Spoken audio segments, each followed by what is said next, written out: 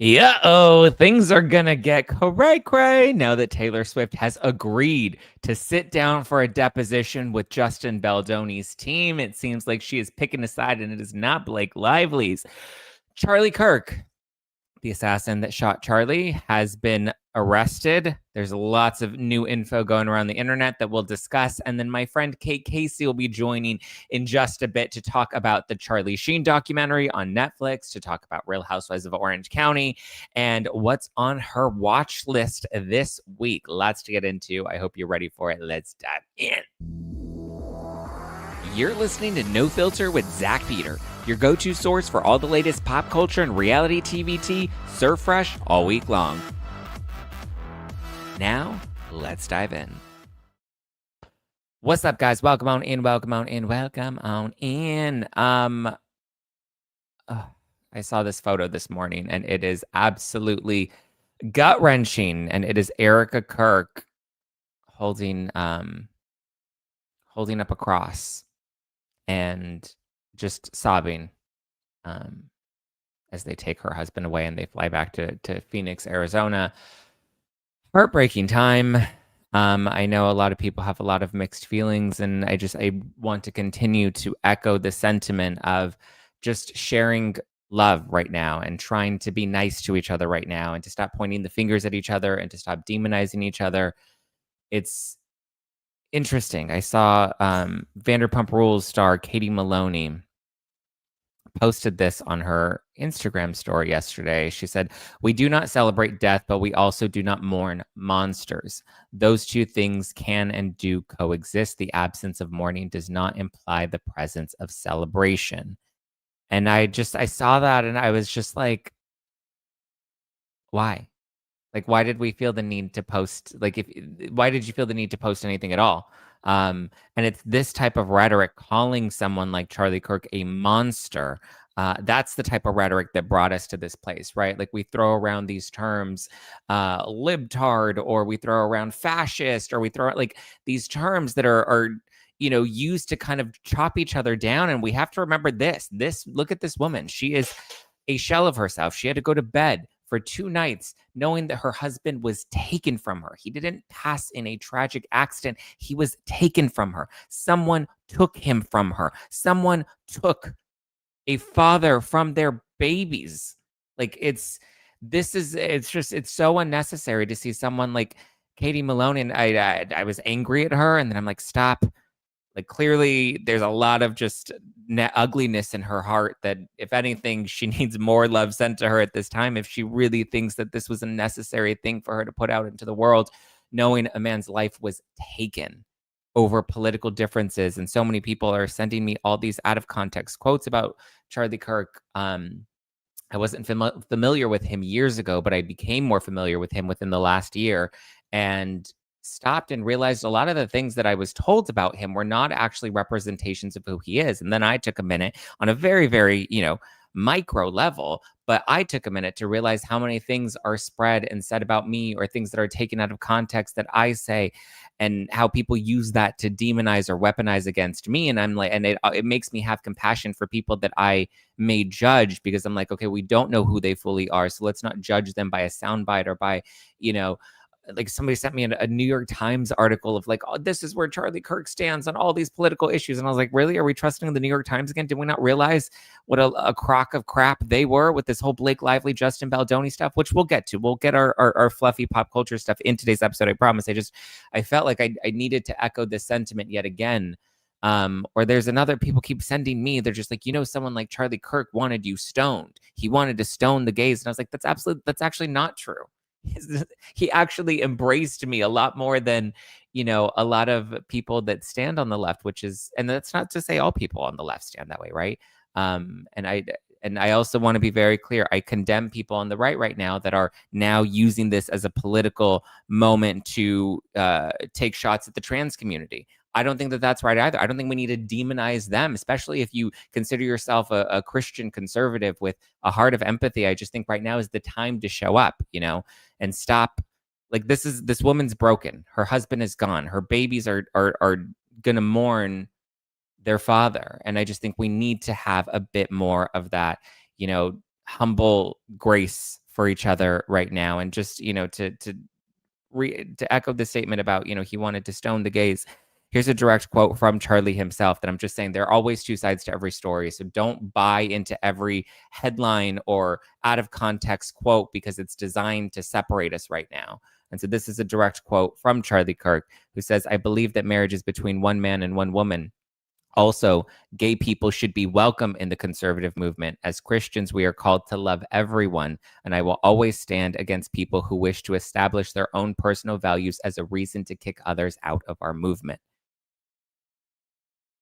He actually was very inclusive and welcoming of, people that are in the gay community. And so I think that people are multifaceted and there are layers to people, and we need to stop demonizing each other. I think the right needs to not use this as a political movement to ostracize the left, because if there are people that are struggling and suffering, like this person that was arrested, further ostracizing them and shunning them and getting upset with them, all that does at the end of the day is continue to isolate them to the point where they feel it's necessary to take somebody else's life. And so I want everyone to, again, watch Erica as she mourns in front of the world right now, as her husband was taken from her in front of the entire world right now. I know people want to compare every murder that's happened over the last however many years, but this one we watched before our eyes. If you saw that video, it was a gruesome video. You see the amount of blood that was shed from this man, and his life was taken right in front of our eyes. Let's have an ounce of just human empathy right now. And just to also update everybody, the man, his name is Tyler Robinson. He has been arrested. My heart also goes out to his family. I know that may be a weird thing for you to hear come out of my mouth, but from what's being reported, it was his father that turned him in. I can only imagine how difficult of a decision that may have been. He made the right decision to turn his son in, but I can't imagine how difficult of a decision that was to make, and also process that you raised a child that was capable of this. And I hope he doesn't blame himself. I hope his family, they don't blame themselves for this. Unfortunately, this was just a lost man, but a lost man that bought into this rhetoric that people are putting out there that turns each other into monsters. He bought into that. And we just have to be more mindful of that and just try to be more respectful as much as we possibly can. I'll keep you posted as the story continues to unfold, but I do want to get into some more lighter topics, lots of things to take our mind off of the heaviness of the world this week, or just for me personally, the past couple of weeks, and, kind of bring back a little more fluff if you need a little bit of an escape. But also, again, I know that this is an uncomfortable reality that we're facing in our country right now, but it's a reality we have to face and we can't entirely run from, which is why I wanted to talk about it on this morning's show. That said, Blake Lively is pulled back into the news with Taylor Swift yet again, because Taylor Swift has agreed to be deposed by Justin Baldoni. And a lot of people are like, oh, Taylor, she has to do this. She actually doesn't. I mean, if you know Taylor Swift, she's got a lot of power. Taylor's got a lot of pull. So if she is agreeing to sit down for a deposition with Justin Baldoni, and not with Blake Lively, but with Justin Baldoni, there's clearly something Blake Lively doesn't want, information that Taylor Swift may have that Blake doesn't want to pull her into. But she has agreed, and she will be deposed, I believe, the week of October 20th. So that's 5 weeks from now. So we shall see how that unfolds. It's very exciting. I feel like the tea is coming. Taylor's texts are going to get dragged into this. I'm sure they already have her text messages, and that's what's going to be used in the deposition. So it's going to continue to unfold, and I cannot wait to see. It's finally getting juicy again. Baldoni and Jamie Heath have agreed to sit down for 2 days of depositions with Blake Lively's team. So they'll be getting deposed in the coming weeks. Interesting that they have agreed for a 2-day deposition, whereas Blake Lively made it clear she wasn't sitting for longer than 7 hours. She did not want to participate in a 2-day deposition. She said she absolutely was only going to sit for the minimum requirement of 7 hours on one day, and her deposition is done. And as we saw in the transcript, her attorneys objected to almost every single question that the Wayfair party's attorneys asked. It was objection, Your Honor, attorney-client privilege. Objection, Your Honor, attorney-client privilege. Objection, Your Honor, attorney-client privilege. So just goes to show there's a lot more to hide there. But we'll see. Baldoni's not afraid to sit for a 2-day deposition. And we'll see what Taylor Swift brings. That'll come in October. All right, I want to welcome on today's special guest because I'm on the phone with her quite a bit lately about all of these housewives and these TV shows, and she's always giving me lists and ideas. Okay, but you need to watch this and watch that, and let's talk about this. And she gave me a full list and a recap. So I highly suggest you check out her TV watch list. She has a podcast. It's called Reality Life with Kate Casey. Please welcome Kate Casey. Hi. Hi. How are you? I'm all right. How are you? It's good. It's a heavy week, weird week. Yeah. Yeah. I just finished part 1 of the Charlie Sheen documentary, and I'm so invested in it. Like I want to know what your thoughts are, because I know you have a different lens that you watch these shows for, and you're a big reality TV or unscripted junkie. So what was your take on the documentary so far? The first episode I liked. Nostalgic. You're reminded of the incredible talent of Charlie Sheen. Really somebody who grew up in the business. This is like not a typical Nepo story. I mean, you see in the archival footage that even as a little kid, he's recreating movie scenes. It's not somebody who just decided at 22, like I have nothing else going on. Maybe my dad can put me in a movie. This is someone who really was a creative force, even from the time he was little, born into this family and raised in Malibu with so many big time stars. Sean, the Penn family alone, Sean Penn, Michael Penn, Chris Penn, the late Chris Penn, Rob Lowe, George Clooney was hanging out with them. So many people. That period of time in Malibu alone, you could just do a doc about that. Jennifer Grey, Holly Robinson Peete, they were all growing up together. So he comes across extremely likable, and you're beginning to kind of get a sense of who he is based on his family of origin and working in the industry. But you're also getting, from the very beginning, a window into how much he's been given because he was famous, that he gets access to things, he gets himself into hairy situations all the time, but gets out of it because of his incredible privilege. And I think, as you'll see as you go into episode 2, they focus more on his addiction issues, his mountain of legal issues. I think when you walk away from it, it depends on, again, the lens that you're looking through. I felt like they did not take him to task enough about his treatment of women and his vacancy in the lives of his children growing up. Yeah. And I kind of felt like, and I had my friend Dominic Pupa on my show today talking about it. We kind of had both had a similar feeling that it was almost like the director maybe became too enamored by him, where I think that over time, sometimes with directors, when they follow a subject, they tend to lose some sense of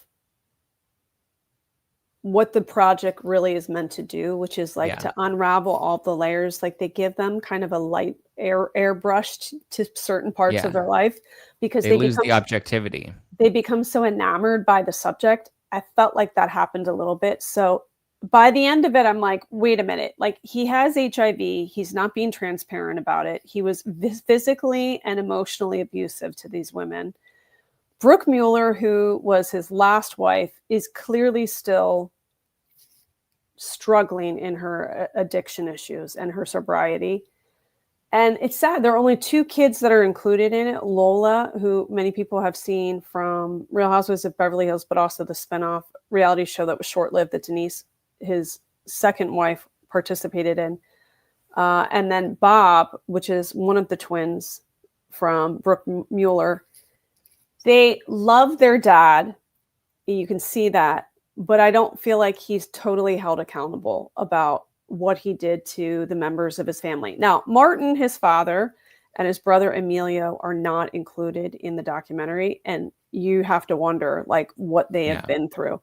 So I think the first episode, you kind of begin to shape his origin story. But I think that fame does a number on people. And when you're famous at that level, and if you go back in the 90s, there were fewer Now it's like we're saturated by influencers and Yeah. celebrities. Back then, he was truly a movie TV star, and he got away with so much stuff. And I fear that because he's older, because he's funny, the people let him get away with things that he absolutely should not get away with. Yeah. I mean, and the documentary itself has a very like sex, drugs, rock and roll sort of vibe to it. Mm.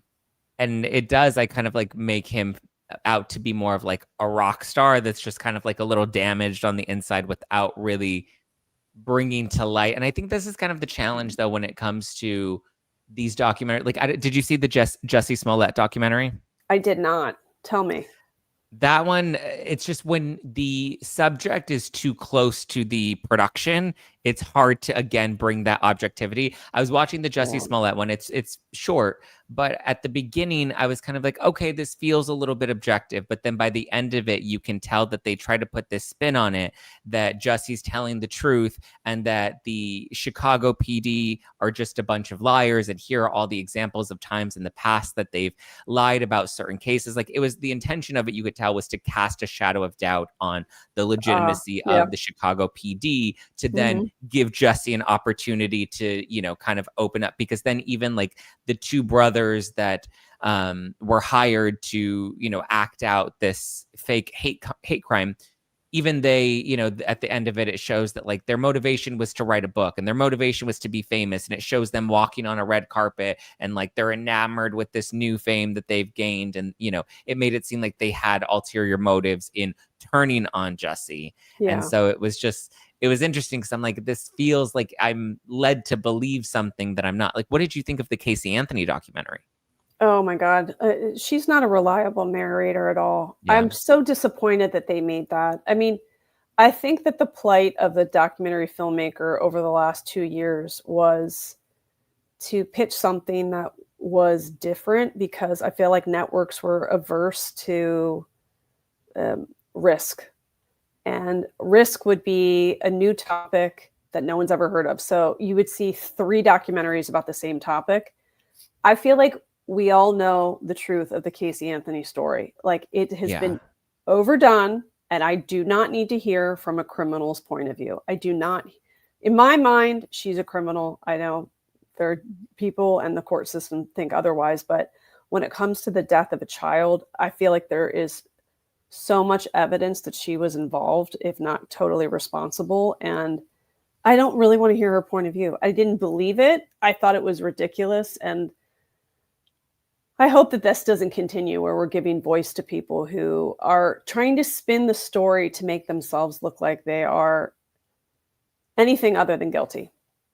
Well, the hard part is they're in control of the story, you know? And so it's like a double-edged sword, because it's like, you know, they won't agree to it if they're not in control of it, because their perception of it may not be the objective reality that is what is made to be presented in a documentary. Remember, there was a fleet of docs that were about movie stars or really musicians.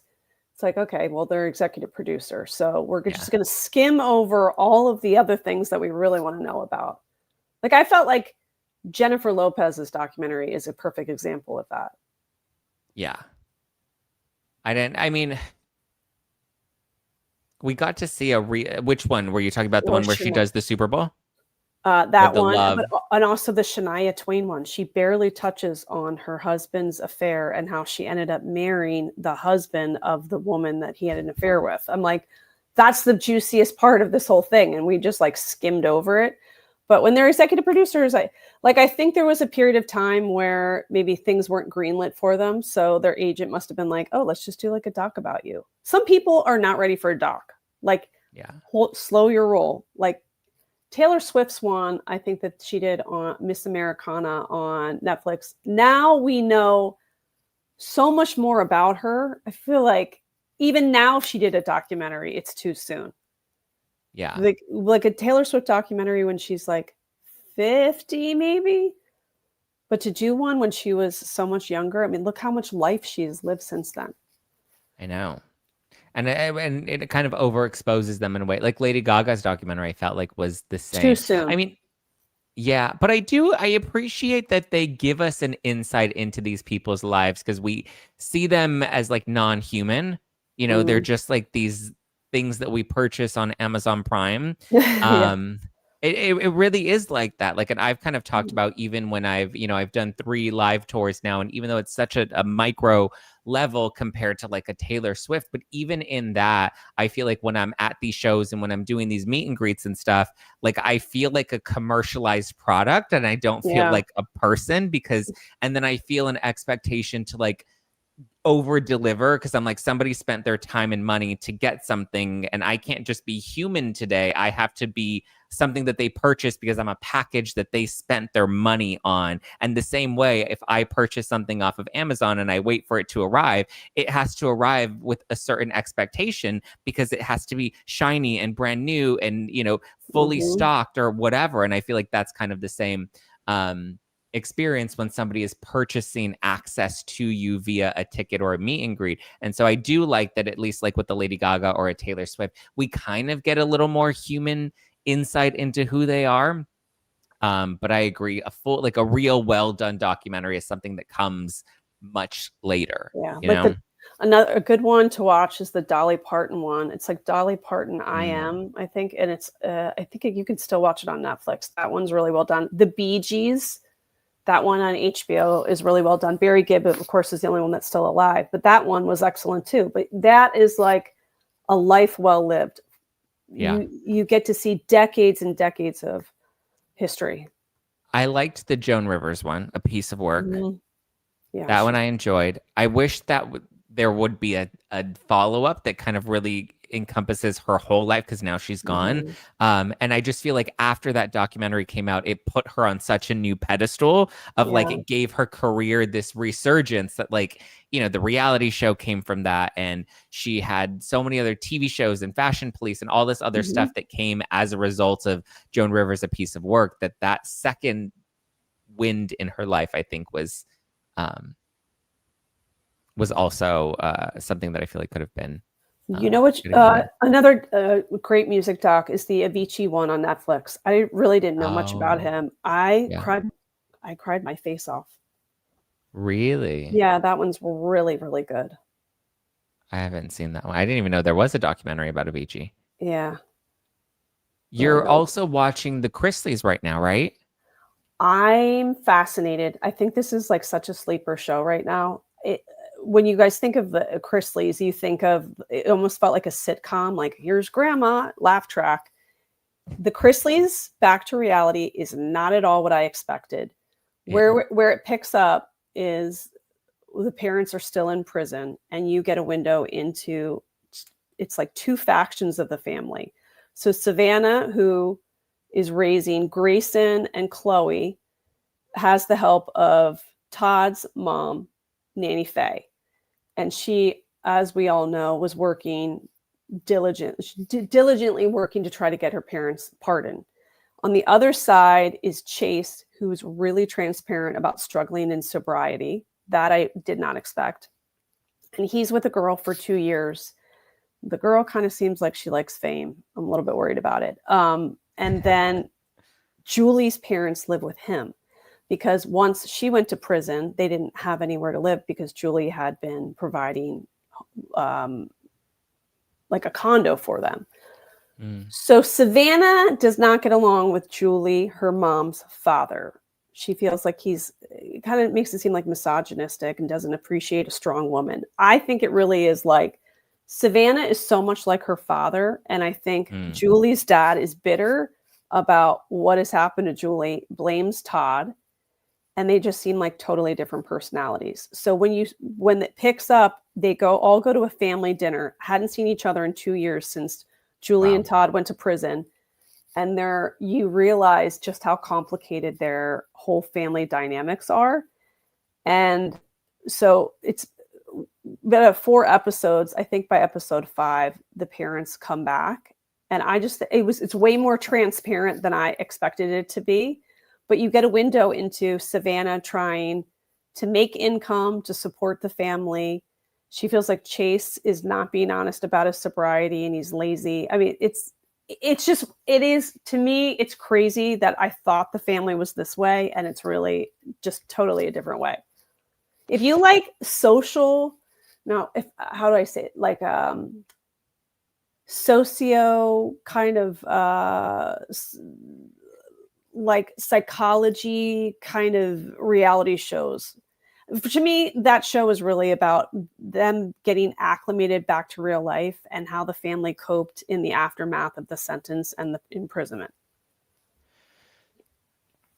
Yeah, I mean, I haven't watched it yet, but from how I hear you describe it, it feels maybe more old school reality TV. Whereas I feel like the hard thing Yes. now, especially like with Housewives, like the reason I think Real Housewives of New York, the reboot completely flopped, why I think Vanderpump is going to flop, is because people are too curated now and they're too hyper aware of their personal brand and their Yeah. image, you know? And understandably, because then you also have people whose lives have been completely turned upside down on reality TV. But And then it's you kind of just that also have double-edged this sword. you also have this trend, like Taylor Frankie Paul from Secret Lives of Mormon Wives. Mormon Wise. She was definitely chosen as the Bachelorette because the trend now in reality TV is revealing the mess, like Yeah. pulling back the curtain on things, how people are coping with scandal in real time. On Real Housewives of Orange County, you see that they're all coping with like their own reputations, and Yeah.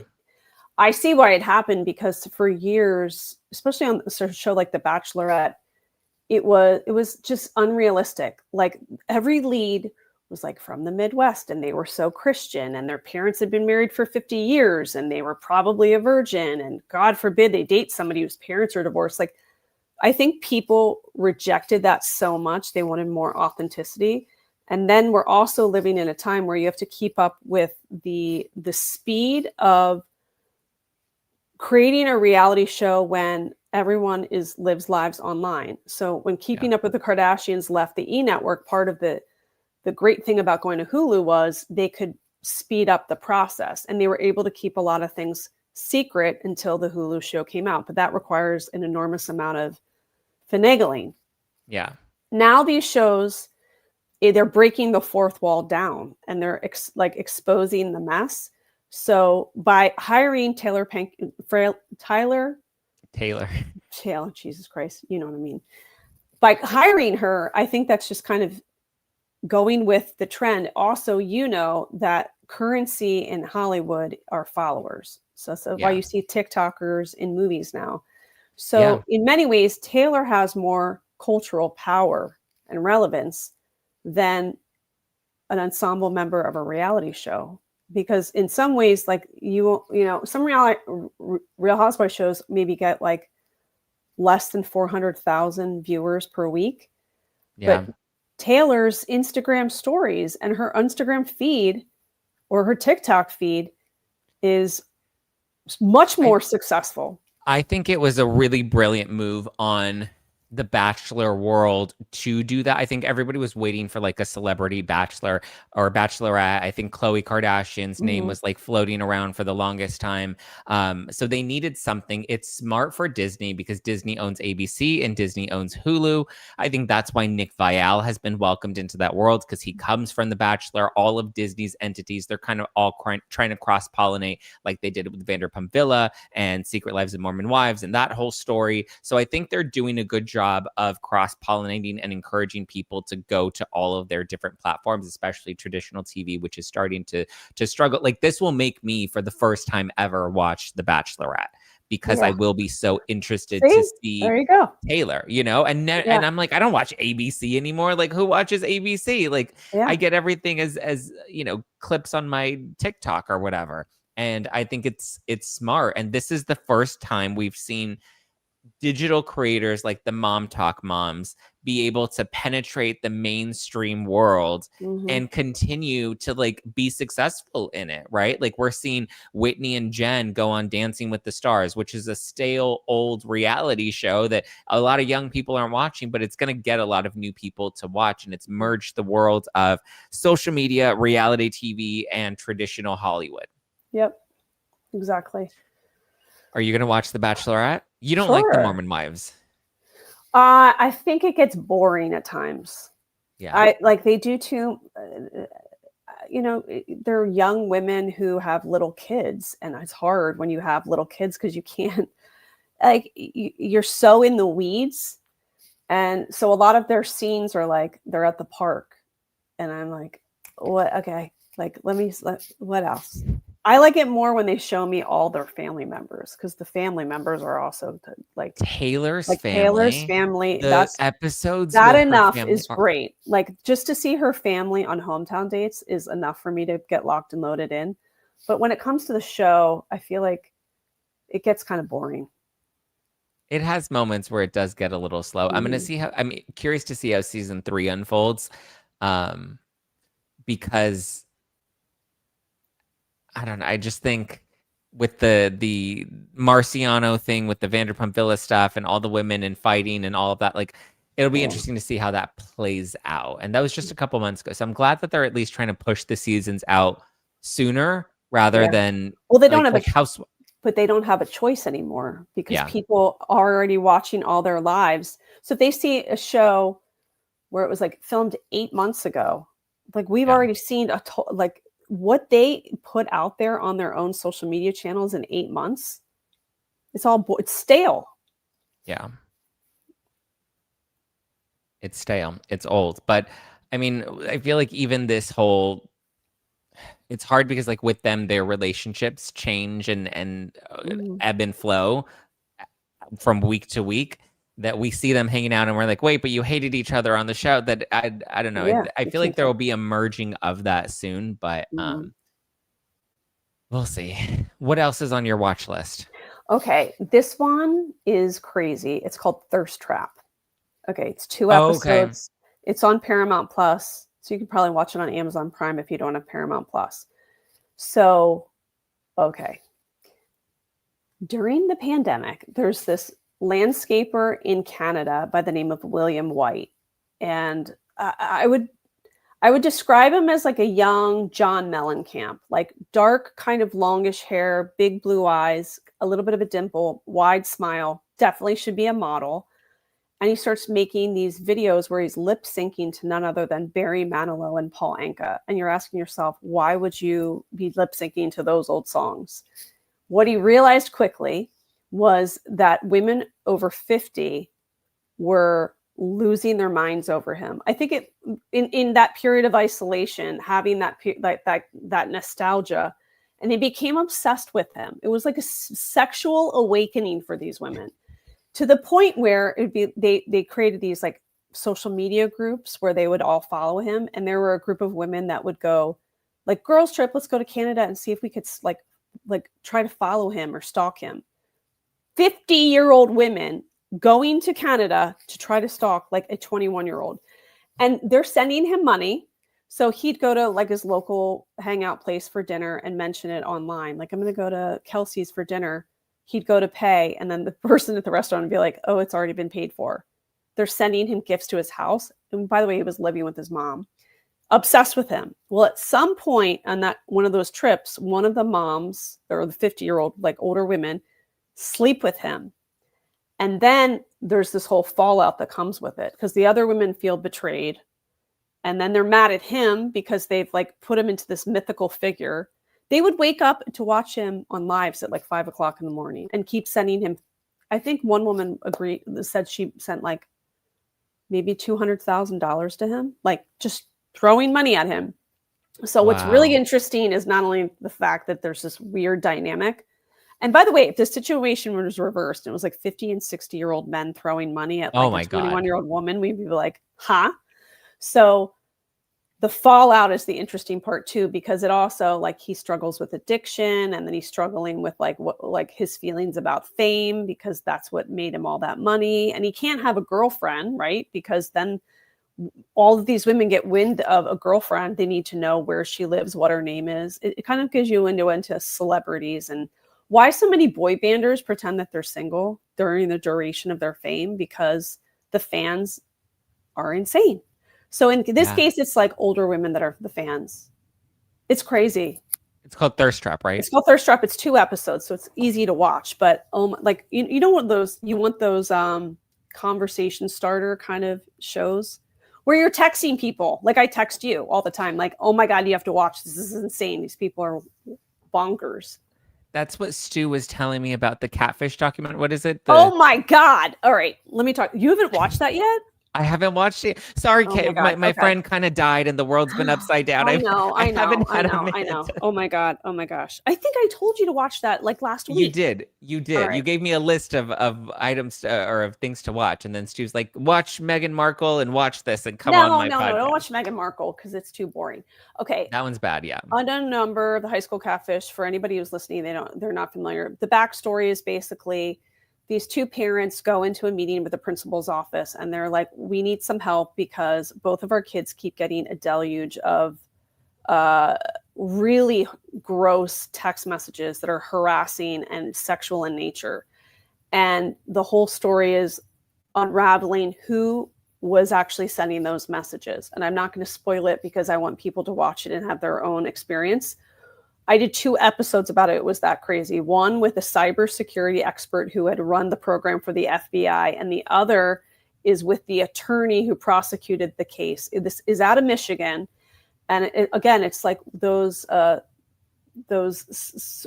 like socio thriller kind of stories that you can't stop thinking about days after. That's another one. It's called Unknown Number, the high school catfish. That is on Netflix. That one was absolutely the one to watch last week. And people are still talking about it now. Okay, well, I'm going to have to watch. That's the one I think I need to watch after this so that I can have something to say think about it. You are going to throw a phone through the wall. You're going to be so mad. That's what Stu told me. He's like, I want to watch it with somebody that hasn't seen it because the reactions that you have are so raw. Well, there are TikToks where people are being filmed, just their reaction to it, because it's like horrifying. And remember when do you remember the Fire Festival doc? Oh, yeah. And you remember that one guy basically was like, yeah, I mean, I did like, I gave a blowjob or I got a blowjob or whatever. And you're like, wait, what? It's going to be like one of those moments where you're like, huh? It's crazy. But Thirst Trap is another one where you're just like, well, are these people insane? Okay. Thirst Trap. Would you say watch Charlie Sheen or skip Charlie Sheen? I'm going to say, if you want to watch the first episode, you get the gist of it. Yeah. Okay. So, okay. What Charlie else? Sheen could be a skip. You said watch Thirst Trap. Watch Unknown Number, the high school catfish. Now this one you have to watch if you like true crime, because they're going to come out with another part to it. You have to watch Fox Hollow Murders on Hulu. Now, this came out a couple months ago, but I want you to, do you remember the Amityville Horror? Does that predate you? Like the haunted home? No, yeah. Okay. Yeah. So think of that. So there was this family that buys a property in Indiana, and it's like a big property, but the price is kind of low. Always a red flag. Like, it's been on the market for a while. Why? So they move into the house. And they've got some kids, and their son's like in the woods, like kicking around a soccer ball, and comes across a skeleton. So goes back and he's like, I just saw a skeleton in the woods. And so they send authorities out to check on it, and they start digging, and there are lots of dead bodies buried in the backyard. So the person who owned the house before them, turns out he was a serial killer. And he was a closeted man who had been going to gay bars in Indianapolis, bringing men back to his house while the wife and kids would go to the lake, and murdering them and burying them in the backyard. So many of those men were missing. So now the filmmakers go to this property, and they're trying to tell the story of unraveling that the previous owner was the serial killer, but the house is haunted. And so clearly the new owners are talking about what they've experienced, and there's this man that kind of helped them with the property. And so in the house, they have like an indoor pool. And the man who ran the property says, yeah, I was in the pool one time with the kids, and all of a sudden I felt someone drag me under the water. And I was like, kids, get out. We got to get out of here. That guy's like, the mom says she was looking in the backyard one time, and she sees a man with like a flannel jacket, like walking in the backyard, and she squinted, and she's like, wait, who is that? And then she realized that person doesn't have legs. It's insane. And this week I got an email, second part to it, because I interviewed the director and I said, I need to come to this property. I need to go with you because I feel like I need to see this. And he said, there's even more that has come out since this has aired. I love it when someone tells me that I like a producer or director, like, you know, when because some of these true crime docs come out and you're like, okay, there's somebody else who knows pieces to this story. So there's a second part to it. But if you are somebody who likes, like, as we approach Halloween too, like those kind of scary movies, Fox Hollow Murders is what to watch. It's on Hulu. I don't know if I can watch that one. I don't like scary. I don't like true crime murder stuff. Like I can do like Hollywood crime, but like true crime where you like, I can't. I actually went on a date recently and we were talking about how like there are no, like you can't have a good serial killer anymore because like social media and cameras and everything. Like even the Charlie Kirk shooter, we found him in 24 hours because of all the footage and tips that came into the FBI. I know. Like, you really, you like, can't how be do a criminal anymore. And plus with genetic genealogy, like you're going to be found. Okay, I'm going to give you something that you've probably never heard of that will make you happy, especially, and I think Jeff would have liked this one too. Okay. It's called Finding Vivian Mayer, and you can find it on Amazon Prime. So this man, he's like 20-year-old or something. He goes to an estate sale and he finds all of these like film, like old school, like photo film slides. So he decides to, to go see what's on them. And he finds this work of this unbelievable street photographer who would take street photos in like the 50s and the 60s.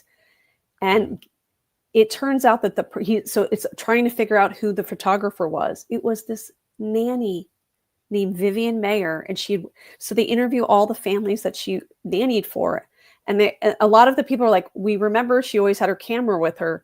She was this incredible photographer, and so she became famous after death, and her photos are now in museums. Wow. So it's just like a cool, like, I love stories like that, like hidden little gems where you find out about someone, but the idea of someone becoming famous after death, it's really such a cool doc. Okay, I'll have to add that to the list. I think I'm starting with the catfish one, the unknown Oh caller, God. unknown number. You have to text me. You're going to be like, I think I'll do a TikTok. I'll have to do a TikTok with my reactions. I'm like, Stu, I'm jealous that you have not seen it. I just love stuff like that where you watch it and you know what was another one like that? Did you ever watch The Untold on Netflix? I'm assuming you didn't because Untold is all sports stories. But they're at the 2-part episode about Manti Te'o. Oh, I did watch that one. Okay. He got catfished, right? He got catfished too. That's a good one too. Where you're just like, watched. What?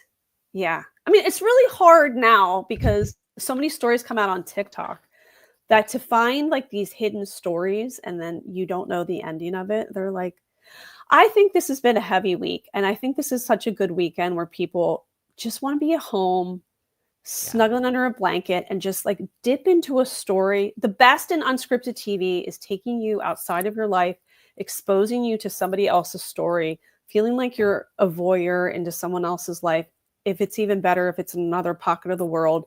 And in the end, if you feel like you shift your mindset about someone or something, that's even better. But like, this is such a good weekend to just like tuck into something like a story.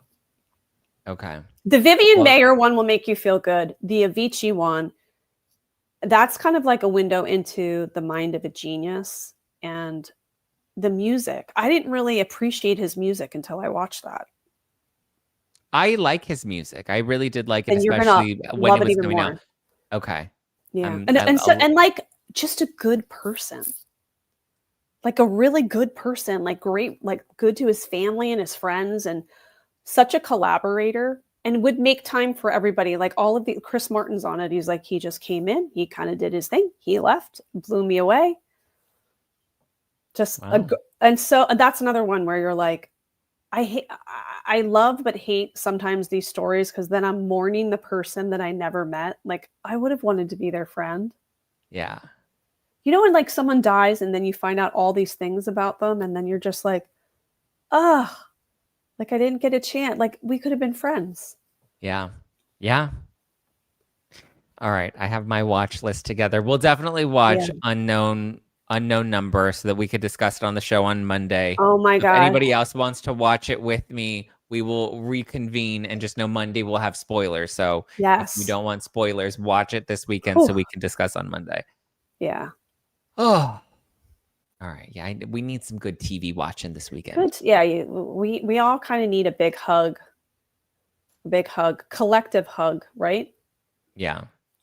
Are how are you feeling about OC this? I know we've talked about this because we have, housewives have us on speed dial. It's just dark. It's dark. And like every episode, I'm like, is it going to get better? There's nothing funny about it.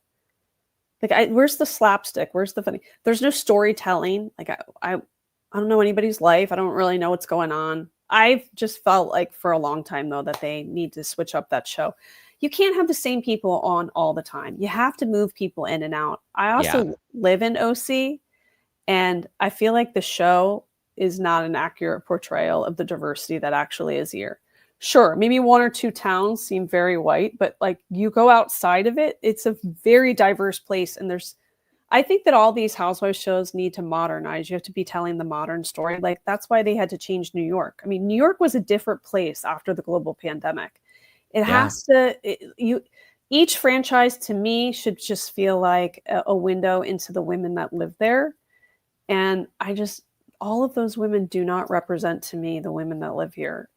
And also the stories of people that live here are, I mean, a lot of the people that come here are outsiders. And the irony, especially where I live, I was an outsider. I'm from Philly. And I had a really hard time making friends here. The true story of OC, especially in this little area where they film, is that if you're an outsider, it's near impossible to make your way into social sections. It's really because it's like you didn't grow up here, you didn't go to this college, you weren't in this sorority. They do not. It's a weird place. Like LA is weird too, but not as weird. But in most places in the country, if you're the outsider, people are pretty welcoming. Like, oh, come out for happy hour or come over to my house or hang out with us. This place is not like that. People are not interested in you. No one asks questions, which is why it's the perfect place for a con artist. So many cons happen in Orange County because nobody asks questions. They don't. And whatever you say, people believe. So I could say, I am a member of the royal family of a made-up country, and I have a tech company, and it's, I made an app and blah, blah. And people were like, all right, because if you have a fancy car and you live in a nice house and you tell people that you've got a house in Palm Springs or in Hawaii, they don't care about all that. If you have something that they want, they'll believe anything that you say. And you're not important here unless you have those things. So if you're like an outsider who just goes to work every day and doesn't like feel like they have to brag about whatever, like you don't fit into that box. And most of the people that live here, it's all smoke and mirrors. So they'll have the fancy car, but they'll like live in an apartment. Or if they live in a nice house, they're probably stretched. So these are like the nuances that I feel like they don't pick up on. Like they'll have a bunch of women go to a dinner and then they yell about something that happened 14 years or 17 years ago. But I want to see a show about how the outsiders try to find their way into social sets, how people are living beyond their means, like, but all their personal stories, like the issues that I think women want to feel seen are like raising children, trying to manage businesses, taking care of elderly parents, coming to terms with their own health, the health of their friends. Lots of women in their 40s have friends that are being diagnosed with cancer and like how that affects them. I mean, all those things I think are interesting. And I think we've been void of that on that show for a long time. Yeah, I just feel like the model of housewives has grown stale. That's at least what I appreciate with like Hulu and Disney and what they're doing with like the Mormon wives. And they're trying to just disrupt that world, reality TV in general. And I feel like Bravo's having a really hard time because they're trying to, it's what I feel like E was 10 years ago. Like when E was at the height, you had Chelsea Lately, you had the Kardashians, like E News, people were watching E. And then slowly they didn't know how to put themselves out of, what they had that was working, which was Chelsea and Kardashians. And when Chelsea left and then the Kardashians left, like they just kind of like nobody watches E anymore. Yeah. I feel like that's the place that Bravo's at. Now they watch streamers. So their plight is like, how do we create a show that people want to come back? And I also think it has to be like Menudo, where you change the cast members, because it's kind of like going to high school with people that have been there for 7 years. Yeah. Yeah. It's like, shouldn't you be moved on to something else? Like, I don't know. We'll see. Boring. But also it's dark. Like, I want to watch a show where someone's being accused of giving someone a date rape drug, even if it was 17 years ago? No. Do I want to watch a show where we're like, it's slanderous? Like, no. Do I want to watch a show where people are like ripped on to the point where like you can see them physically having like a panic experience? No, I don't. No. Well, Kate, thank you for giving us a full watch of what to watch and what not to watch this weekend. Can I tell you one thing? Just this last thing, if you're looking for a reality show, did you ever watch Love Undercover? Yes.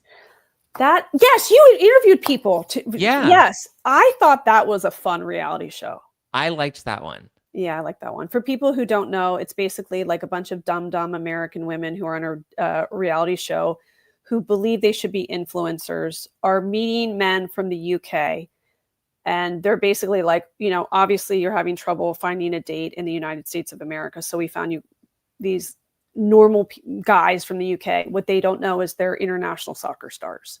So the whole funny thing is they're finding out as they get broken up with that the person that they assumed would never go where in your life is actually somebody who has like 2.5 million Instagram followers and a contract with a really good soccer team. And the real funny part of it too is like the bromances, like the guys all became such great friends. That's why I kind of like McBee Family Dynasty too, is it's different. It's in the Midwest. We need more reality shows in the Midwest. And it was about a bunch of brothers and their crazy dad. And it's just it's different. Yeah. It's different. Well, I mean, I feel like that's where we started with like Orange County and New York and Beverly Hills with Housewives, is we were taking a peek into these affluent, very niche pockets of, these towns that we didn't know a lot about. But now I feel like we're so oversaturated with LA and New York that I agree. We need more Midwest. We need more Middle America. Like Duck Dynasty was like that's why it was so fascinating to people. Excited, like. I mean, but why do we not have any shows in the middle? Like, this is stupid. Like, why? You can't have shows that are only about coastal places. Like the Midwest, the people are so fun and down to earth and interesting, and they have life experiences that I would love to see. Yeah. Anyway. All right. Well, you have a full list that you post every week on your Instagram though, right? Yeah. Yes. So you go to all my socials. But first of all, you go to katecasey.substack.com and then you sign up and it comes to your inbox every Monday. So katecasey.substack.com. And then on social media, you can follow me at KatecaseyCA on Instagram. It's Kate Casey on TikTok, Twitter, Threads of Blue Sky at Kate Casey. I've got a Facebook group, Reality Life with Kate Casey, which is great. And bonus podcasts. And I record 6 days a week. So I have Monday through Saturday for the podcast. And you interview different, like, as you mentioned, producers, experts, like people to help analyze and break down these unscripted shows even further. Yeah. And Zack's on. I have friends that come on, lots of podcast friends that I ask them to watch stuff or just riff on. And it's fun. Yeah. Don't you just I have to say, like, we're all very lucky because we work in this little space where we all collaborate so much. And I don't know if that happens. If you think about TV hosts, like maybe in the last couple of years, they've attempted to do that, but we really all collaborate in such a great way. And we're all friends. And I'm so grateful for the community that we have because everybody has their own point of view. And we always have such a great time. And if people only knew all the text messages and the threads. Yeah, that's what I say all the time to you. I'm like, you don't really like you see us collaborate, and that's why when people like see us do each other's shows, like, I loved that, you should do more of that. I'm like, but we have that friendship and that relationship and that chemistry because we're all talking to each other. And then there's so much shit that we can't say on our shows about like the behind the scenes mechanics or about certain reality shows or things that we know that like we can't, but we talk to each other about them, and we have group threads and emergency phone calls where we just like vent to each other. Because it's just, you know, the relationships that we have here are real and also very supportive of each other. And I just want to lastly say, what a great friend you were to Jeff. How funny Jeff was. Jeff was so sarcastic, which is totally up my alley. The fact that he made so much fun of his own name, it was like, I love this guy already. And I just, you guys were such great friends to each other, and how lucky we are all to have him in our lives, but certainly you who were so close to him. And I hope his family knows. Just, gosh, I mean, you have seen how many people have written all of us notes saying, wait, what happened? You only find out after someone passes away how much the spider web effect is, how much people touch everybody else's life. And may that be a reminder to all of us that we all are intrinsically connected and sometimes don't always realize it. Yeah. Or just, you know, especially like this week, right, where there's so much discourse, but like to remember that we're more alike than we're not, but it just starts with having, you know, more compassion for each other and know that like life's hard for everyone and that we're all going through some shit. And if we just kind of, you know, take a beat to humanize each other, you know. Also, I was listening to you in the beginning and talking about Charlie Kirk, and what I think, I went to school for political science. I thought I would like work in politics. And I remember it when I was there, I would go to protests with classmates across the street, and we would be waving to each other. Like, there was a time where that was possible, where we could have different opinions. I hope that people come back to that, you know. But in the end, political violence, it really does the most harm to the families, namely the children. And the Hortmans had 2 children. Yeah. The Kirks had 2 children. And I think of both of those families and their children reading the comments that people make about their parents. Who have been massacred. And as emotional as we all are, I hope we just give space for that right now, is that there are children that forever will have their lives changed. And we owe them a little bit of compassion. Yeah. I mean, and not just that's a really good point that you brought up, is the online chatter about their parent, you know, like there's one thing to lose your parent, but then when you have to hear so much noise, good and bad, but just so much noise about somebody that was yours, that like now the world feels entitled to, which is a choice obviously they made to live their lives publicly and openly. But it's, you know, people forget that there are kids on the receiving end of these messages that they put out there. Yeah. About their mom, their dad, whatever. It's heartbreaking. Thank you, Kate. Thank Appreciate you. Love you. Love you. We'll talk to you again soon. Okay. Bye. Okay, guys, I see we did get some breaking news on Blake Lively and Perez Hilton. It looks like Blake has withdrawn her subpoena of Perez Hilton, so that's a win for Perez. It looks like she was not going to, I'm sure that whatever quotes he brought to the table were very expensive, and she was like, it ain't worth it. He ain't really that worth it. So that's one.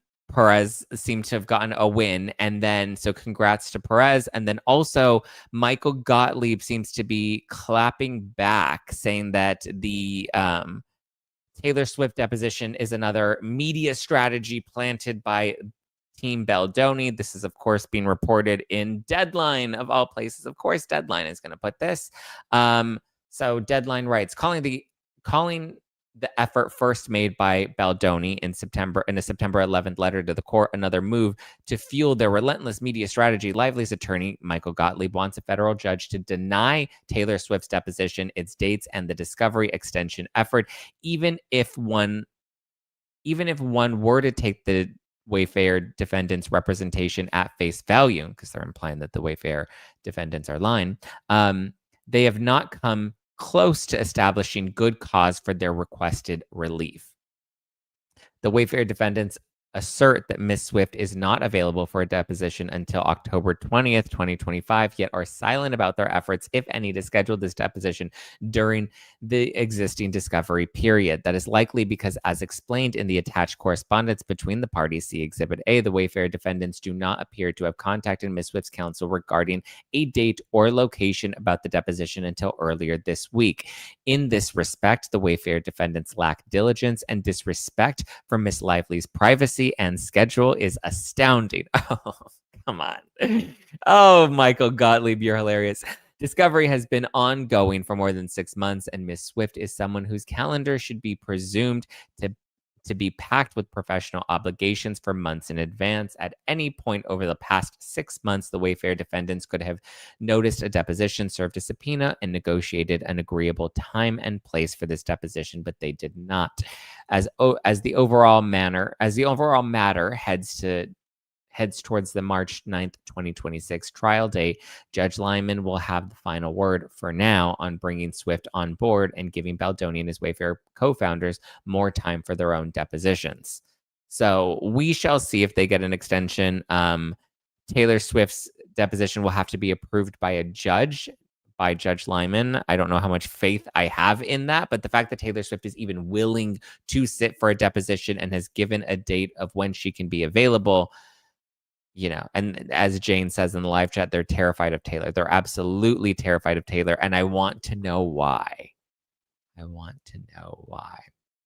Why they're mad, because they wanted Blake to be deposed after Taylor so that she can counteract anything. Well, yeah, because here's the thing. All of Blake's answers were, I can't talk about it, I can't talk about it, I can't talk about it. Attorney-client privilege, attorney-client privilege, attorney-client privilege. Well, here we are.